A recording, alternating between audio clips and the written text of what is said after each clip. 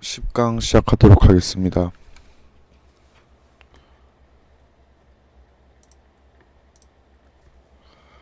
지난 시강에서는 다이나믹스를 모르는 상태에서 LQL을 통해서 민코스트 문제를 해결하기 위해서 시스템 다이나믹의 모델을 이제 학습하고 다음 액션을 선택하기 위해서 컨트롤러를 임프루브하는 그런 알고리즘을 봤었습니다. 이제 그 알고리즘을 이제 크게 두 개로 나눴었는데요. 글로벌 모델 그리고 이제 로컬 모델 두 부류로 나눠서 했었던 것을 기억하실 수 있을 겁니다. 이번 10강에서는 그 알고리즘의 메인 아이디어는 폴리시를 직접 구하는 것은 어떨까라는 이제 그런 물음에서 시작하는 것 하고요. 해당 방법을 이용했을 때 액션을 리밸리트 하는 게 훨씬 빠르고 제너럴리제이션에 훨씬 좋다고 합니다.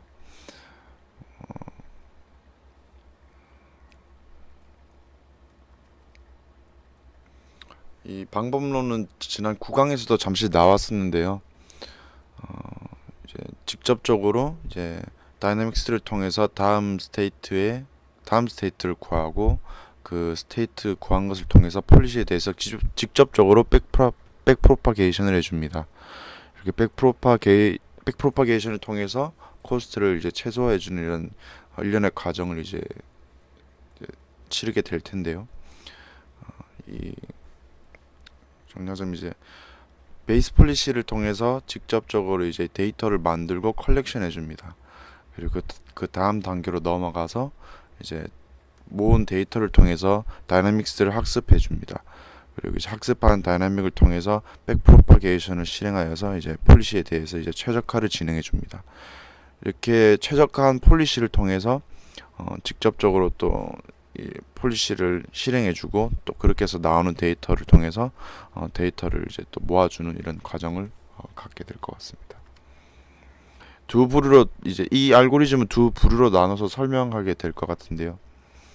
첫 번째로는 이제 다이내믹스를 학습하고 그 학습한 다이내믹을 통해서 폴리시에 대해서 직접적으로 백프로파게이팅하는 부분에 대해서 볼 거고요. 그 다음 파트는 이제 폴리시를 구하기 위해서 코스트를 이제 미니마이즈하는 과정에 대해서 알아보도록 하겠습니다.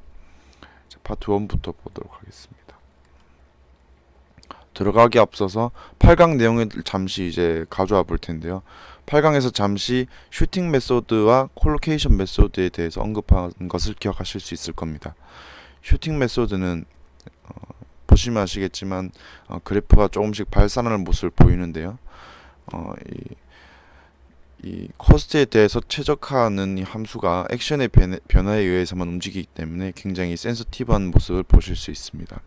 하지만 이에 반해서 이제 콜로케이션 메소드는 좀 더 수렴하는 모습을 보실 수 있는데요. 이제 이는 컨스트레인 이쪽 부분에 추가됨에 의해서 다음 단계의 스테이트가 바로 이전의 스테이트와 그리고 액션 두 가지에 의해서 이제 영향을 받게 되기 때문에 슈팅 메소드에 비해서 좀 더 로버스트한 모습을 보이고 있습니다.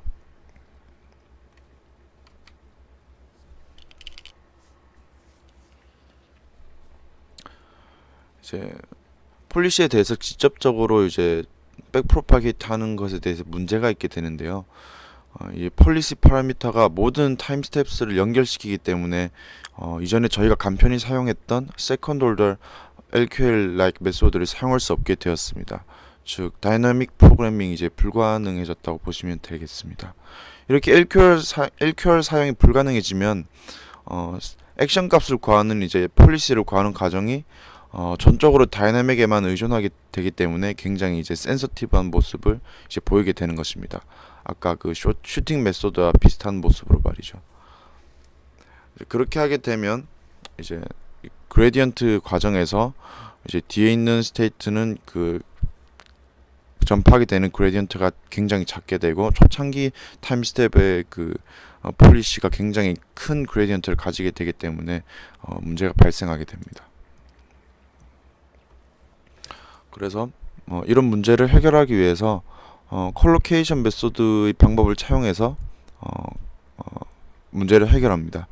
컨스트레인을 추가해 줍니다. 여기서 이렇게 하게 되면 스테이트 오브 액션에 대한 컨스트레인을 추가했기 때문에 센시티비티가 확연히 줄어들고 이제 로버스트해지는 모습을 보실 수 있습니다.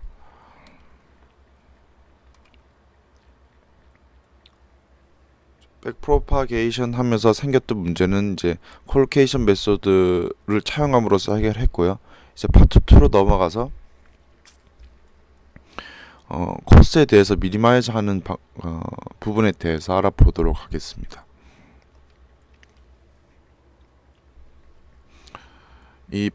코스트를 최소화하기 위해서 저희가 흔히 사용했던 라그랑지안 메소드는 이제 다들 아실 텐데요. 이제 저희는 여기서 어그먼티드 라그랑지안이라는 방법을 사용하게 될 것 같습니다. 기존의 라그랑지안 멀티플라이에 새로운 텀을 추가해서 모델의 스테빌리티를 높이려고 했습니다. 추가 텀이 이제 이 기존의 컨스트레인을 이제 바이올레이트 하지 않기 때문에 여전히 컬렉션 솔루션으로 이제 컨버전 하는 것이 가능합니다. 이제 솔루션에서 멀어지게 될 때 새로 추가된 이 쿼드라틱 텀이 스타빌리티를 높여준다고 합니다. 기존의 라그랑지안 멀티플라이어는 이제 기존의 그 최적화식의 제약식에 대한 람다를 추가해서 더해주는 것을 보실 수 있는데, 이제 어그먼티드 라그랑지안은 여기서 이제 또 새로이 이제 다른 쿼드라틱 텀을 추가해줘서 이제 이렇게 스타빌리티를 높여주고 있습니다. 듀얼 그레디언트에서는 과정에서는 이제 앞서 구강에서 나왔던 내용과 똑같은 방법으로 진행될 거고요. 추가되는 점은 그냥 쿼드라틱 텀이 추가되면서 모델이 로버스트해졌다 정도로만 생각하시면 될 것 같습니다. 다른 부분에선 크게 달라진 부분이 없습니다.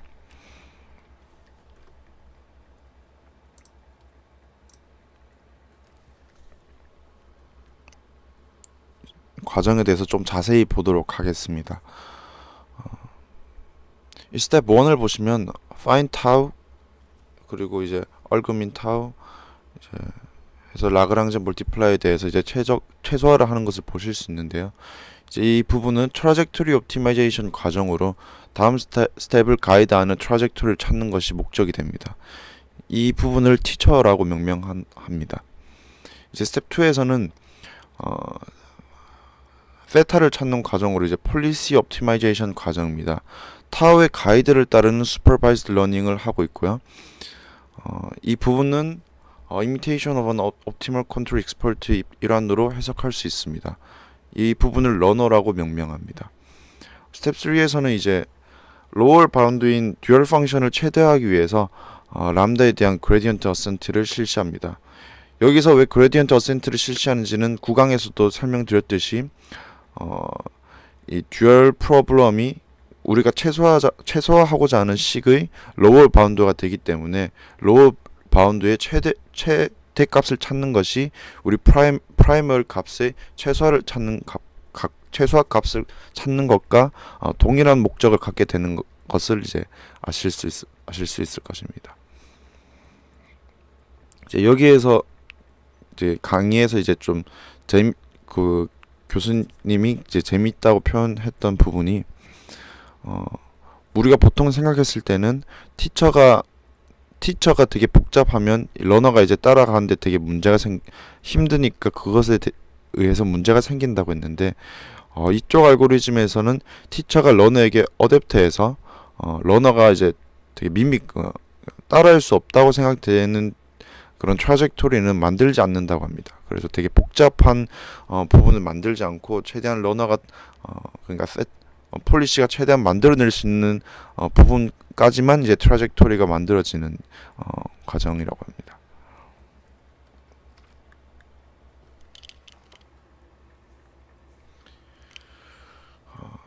이제 이 가이디드 폴리시 서치 이 부분은 디터미니스틱한 케이스와 스토캐스틱한 케이스 두 가지로 나눠지게 됩니다. 먼저 디터미니스틱한 케이스부터 보시게 될 건데요. 트라젝토리 타우 C 틸다 타우에 대해서 이제 최적화를 해줍니다. 그리고 이제 세타를 supervised objective인 트라젝토리에 대해서 최적화를 해주고요. 듀얼 베리어블 람다를 증가시키거나 조정해서 코스트를 최소화하고자 하는 이제 목적을 달성하고자 합니다.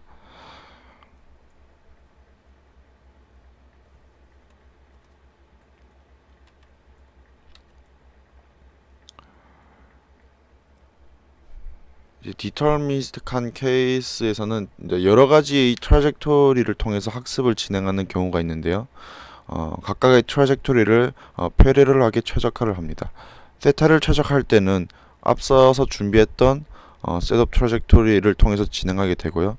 이때 한 세트는 이제 저희가 준비했던 여러 개의 트라젝토리가 될 것입니다. 이때 i 개의 트라젝토리가 될 것이고요. 밑엔 또 n이라고 해놨네요. 트라젝토리와 세타의 비율이 n 대 1의 비율로 진행되기 때문에 폴리시가 더 잘 제너럴라이즈 된다고 합니다.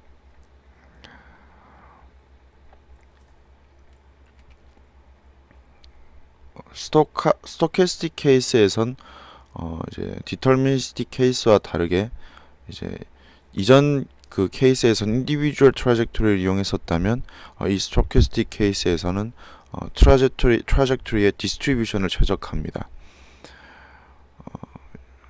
왜냐면 정확하게 그 트라젝토리가 지정되어 있는 것이 아니라 스토캐스틱한 방법이기 때문에 결국에는 저희는 그 디스트리뷰션을 통해서만 최적화를 할 수 있게 되기 때문이겠죠. 그래서 이전과 다른 부분은 이제 이 부분밖에 없다고 생각하시면 되겠습니다. 이전에는 트라젝토리 i에 대해서 또는 그냥 트라젝토리에 대해서 최적화를 했었다면 이제 그것은 불가능하기 때문에 probability distribution에 대해서 최적화를 한다 정도로만 생각하시면 되겠습니다. 이 부분은 이제 도표와 함께 보겠습니다. 먼저 베이스 폴리시를 통해서 데이터 컬렉션 수행해주고요. 스텝 1을 통해서 트라젝토리 옵티마이즈를 이제 수행합니다. 트라젝토리 디스트리뷰션에 대해서 옵티마이즈를 하는 거겠죠. 이제 이 스텝 1 부분에서 그 부분을 진행해 주게 되고요. 스텝 2에서 supervised objective인 트라젝토리에 따라서 세타를 학습해 주게 됩니다. 그리고 이제 스텝 3에서는 세타를 학습시켰기 때문에 이제 람다를 조정해 줌으로써 좀 더 최저값에 가깝게 이제 우리가 값을 구할 수 있게 될 것입니다. 그렇게 해서 얻게 된 폴리시를 통해서 그리고 그렇게 저희가 임프루브한 폴리시를 통해서 넥스트 다음 이터레이션으로 넘어간 다음 또다시 이제 데이터를 만들고 또 그 데이터를 수집하고 또다시 최적화를 하는 이런 계속 이터레이티브한 방법을 통해서 이제 저희는 학습을 하게 됩니다.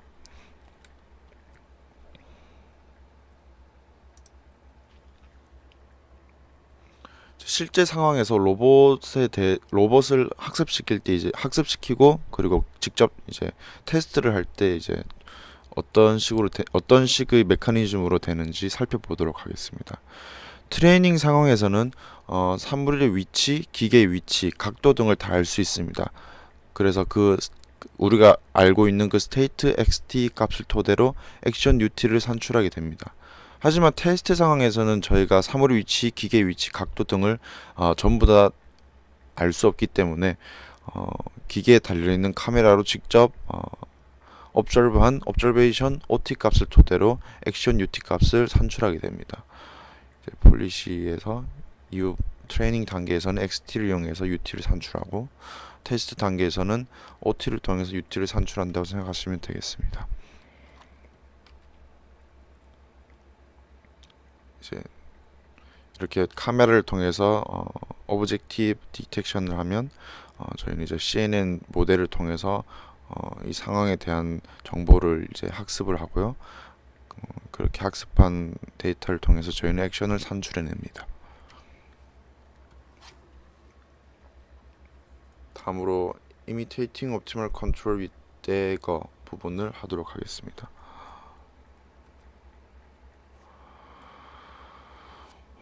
이 알고리즘의 문제는 그 약간의 에러를 컴pen세이트 하지 못한다는 문제가 있습니다. 초기 단계에서 폴리시는 데이터 디스트리뷰션 미스매치에서 이제 퍼포먼스가 좋지 않은 모습을 보이는데요. 이것은 저희가 구강에서도 나왔던 문제죠. 어,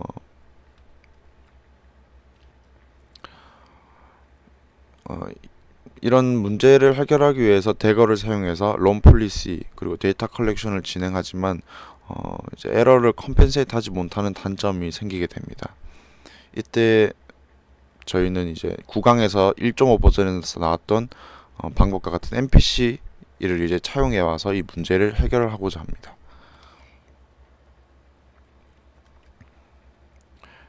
MPC가 뭐냐 하면 저희 9강에서 나왔던 버전 1.5에서 제시되었던 방법으로 버전 1.0 버전에서 이제 에러가 계속해서 작은 에러가 계속해서 쌓이는데 이 에러를 컴펜세이트 해주지 못하기 때문에 계속 결국에는 큰 문제가 발생했는데 이 문제에 대해서도 이제 해결하지 못해서 이제 실패를 하게 되는 경우가 있었습니다. 이런 오픈루프 방식의 한계를 극복하기 위해서 사용하는 것이고요.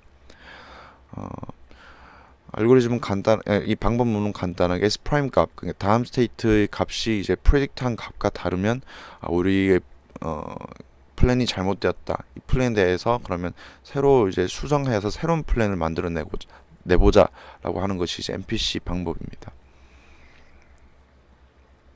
방법을 이제 살펴보면 이제 베이스 폴리시를 통해서 저희가 데이터를 모았고 그 모은 데이터를 통해서 다이나믹을 학습해 줍니다.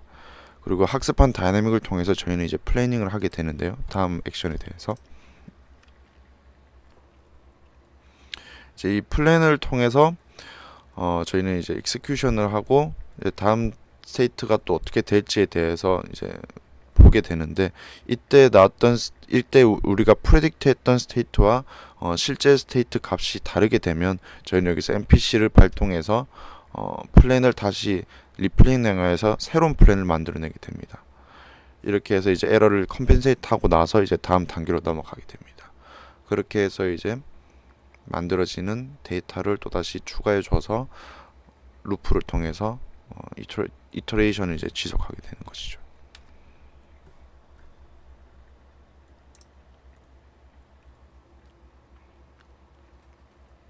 이런 MPC 알고리즘을 도입해서 에러에 강건한 알고리즘이 됐고요. 이를 위해서는 스텝 2에서 이미 학습된 폴리시인 파이 OT 기본 UT가 아니라 파이 OT 기본 UT와 유사해지려고 노력하는 다른 폴리시, 얘를 모방하고자 하는 폴리시인 파이 헷 OT 기본 UT를 실행해서 데이터셋을 이제 콜렉트합니다.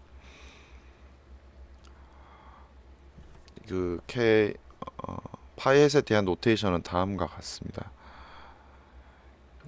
이 부분은 그냥 이제 이 부분은 이제 가우시안 함수가 되겠고요.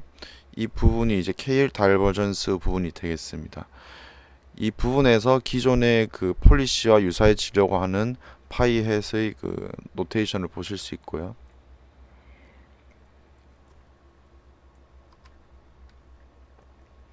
이제 파이햇 OT 기본 UT 식을 보면 코스트에 관해서는 모든 타임 스텝에 대해서 전개되지만 KL 다이버전스 값은 당시 타임 스텝인 t에만 주목하고 있는 것을 보실 수 있습니다.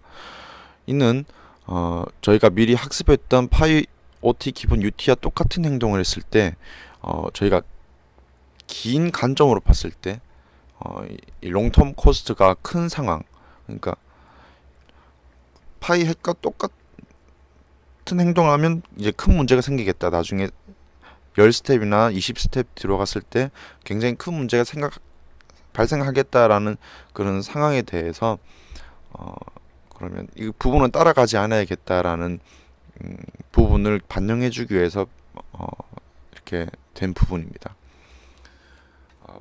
말이 엉켰는데요. 정리하면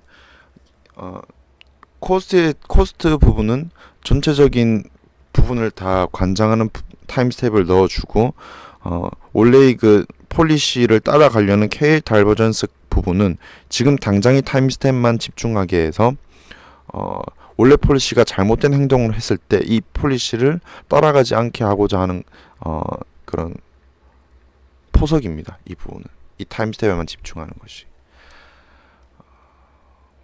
따라서 파이OT 기본 UT에 큰 문제가 없으면 파이햇은 이제 이를 따라가게 됩니다.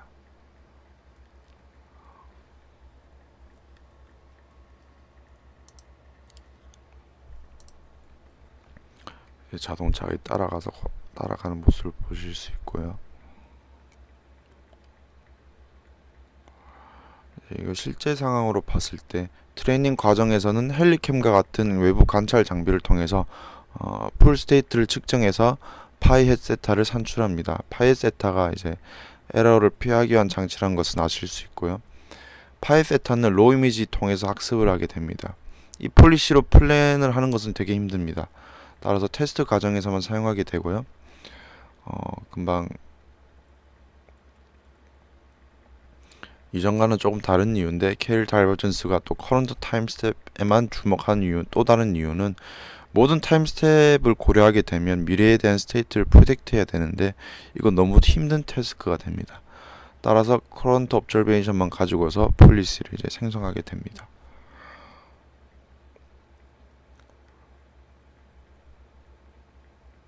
여태까지 이제 이 폴리시를 직접적으로 학습하는 알고리즘에 대해서 봤고, 이제 그 다음 단계로 넘어와서 옵티멀 컨트롤을 이미테이트 하는 방법에 대해서 봤는데, 왜 이 방법을 사용하게 될까라고 했을 때 상대적으로 스테이블하고 사용하기 쉽다는 장점이 있고요.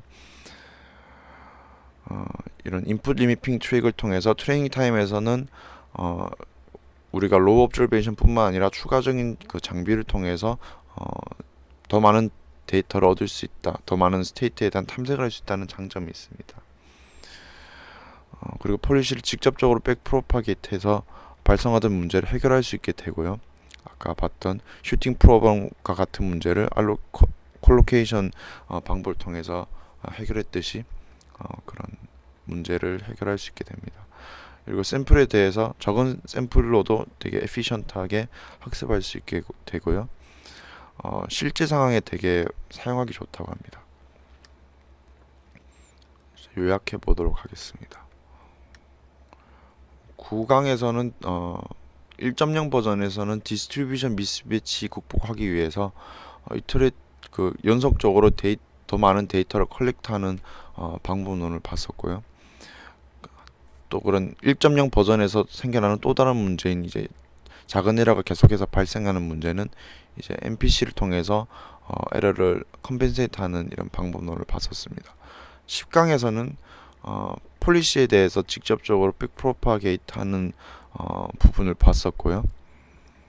이 부분은 되게 쉽지만 슈팅 메소드와 같이 되게 언스테이블하다는 단점이 있었습니다. 그리고 이를 해결하기 위해서 컨스트레인을 추가해 줌으로써 스테이블한 방법을 만들어냈었고요.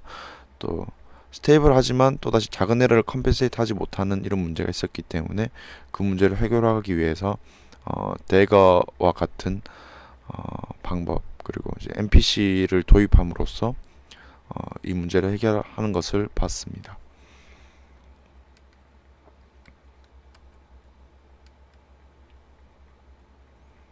근데 이제 폴리시를 직접적으로 학습하는 백프로파게이트 하는 것이 문제는 항상 가능하지 않다는 문제가 있고요. 가끔은 폴리시를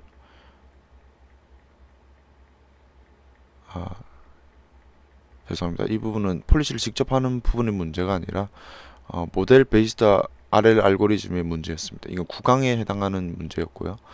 그래서 다이내믹스를 직접 학습하는 것이 문제점이었네요. 죄송합니다. 이제 다이내믹스를 직접 학습해서 하는 것이 항상 힘든 이유는, 그 부분에 한계가 있는 이유는 항상 가능한 것이 아니고 이제 가끔은 폴리시를 직접 학습하는 것보다 어렵다는 문제가 있었습니다.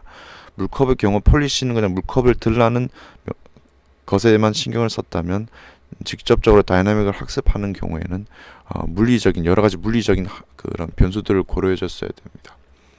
그리고 모델을 학습하는데 데이터와 시간이 되게 많이 소요된다는 단점이 있었습니다. 그리고 추가적인 어썸션이 필요하다는 문제가 있었습니다. 선형성이나 연속성, 그리고 이런 GP 모델을 이용할 경우 스무스니스 같은 이제 여러 가지 이제 어썸션이 필요했다는 한계가 있었습니다. 그리고 상황에 따라서 다른 강학습 알고리즘을 사용하는 여러 가지 케이스가 있는데요. 만약 시뮬레이터를 사용할 수 있는 상황이다. 그렇지 않다라는 경우 또다시 이제 더 아래 가지로 내려가면 얼마나 많은 시간을 우리가 인내할 수 있나 했을 때 많은 시간을 인내할 수 없다라고 하면 모델 바이스드 RL을 사용하자. 근데 이제 많은 시간을 사용할 수 있게 되면 밸류 베이스드 메소드, 큐런인과 같은 메소드를 사용하자라고 합니다. 그리고 만약에 시뮬레이터를 사용할 수 있는 상황에서는 이 시뮬레이터에 의해서 발생되는 코스가 되게 크지 않은 경우에는 폴리시 그레디언트나 액츄얼 크리틱 같은 방법론을 사용하면 되겠고요. 3강 또는 4강에서 나왔던 내용이고요. 이 시뮬레이터에 의한 코스트가 크다고 했을 때는 밸류 베이스드 메소드를 사용하는 것이 이제 낫다고 합니다.